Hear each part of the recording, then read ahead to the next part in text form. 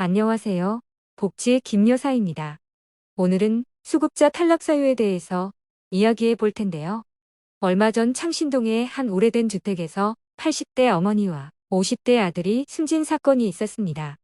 이분들은 기초생활보장 제도의 혜택을 받아야 하는 분들이지만 정부에서 요구하는 가난의 조건에 맞지 않아 수급자가 될 수 없었어요.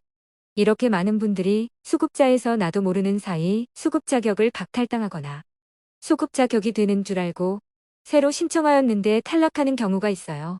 2021년 수급자 신청 인원은 94만 명으로 이 중 38만 명 정도가 탈락을 하였고 2022년 상반기에는 수급자 신청 인원 41만 명 중 18만 명이 탈락하면서 절반 가까이 탈락하고 있는데요.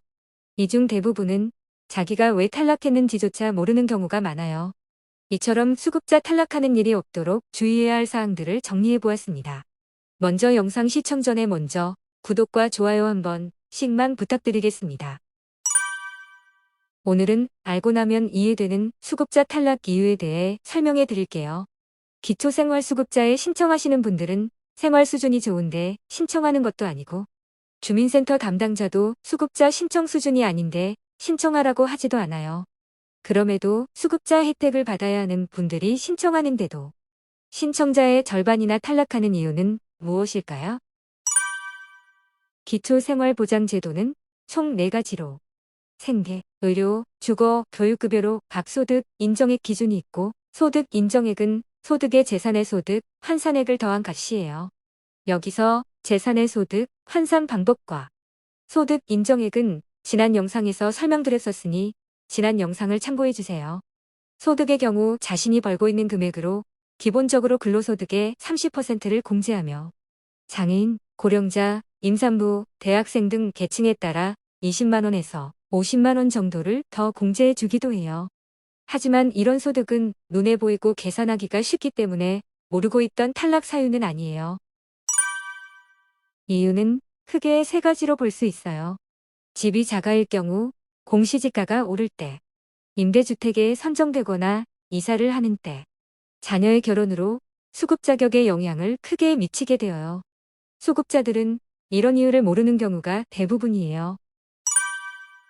모르고 있던 수급자 탈락 사유는 소득이 아닌 재산 때문에 탈락하는 경우가 흔하게 있어요. 앞서 말한 창신동 모자 사망 사건만 보더라도 서울에 자가로 거주하고 있다는 이유로 모자의 소득 인정액은 월 312만 원으로 책정되었어요.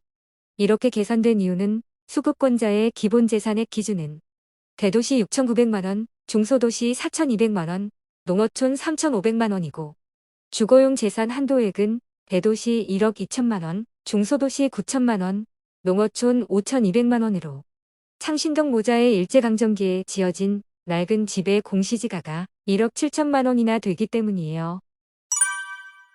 이렇게 주거용 자산의 공시지가가 오르는 경우 자신의 생활 수준은 나아진 것이 없지만 수급자에 탈락하기도 하며 자신의 생활 수준은 달라진 것은 없지만 재산이 늘었다고 보는 경우가 있어요.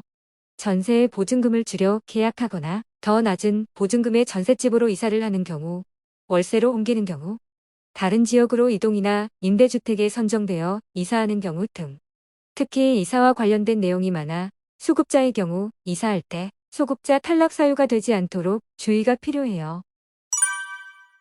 오늘은 수급자가 알고 있어야 할 탈락 사유 중 주거 관련 내용을 알아보았어요. 이 내용을 반대로 생각한다면 오히려 수급자 선정에 유리하게 재산을 설정할 수도 있으니 참고해주세요. 오늘도 영상 시청해 주셔서 대단히 감사합니다. 도움이 되는 복지 정보를 가지고 다시 찾아뵙도록 하겠습니다. 영상이 도움이 되셨다면 구독과 좋아요도 부탁드리겠습니다.